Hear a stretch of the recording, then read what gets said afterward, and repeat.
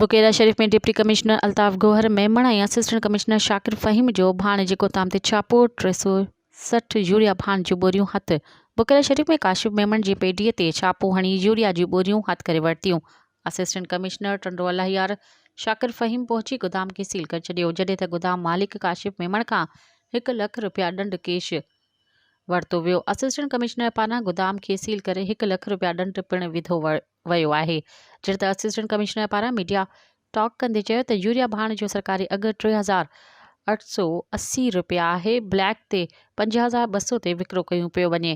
Deputy commissioner पारां PPHI centre जो दौरो पिणु कयो वियो, जॾहिं त मुख़्तलिफ़ जायुनि ते पोलियो टीम विज़िट वटि तफ़सील पिणु वरिता।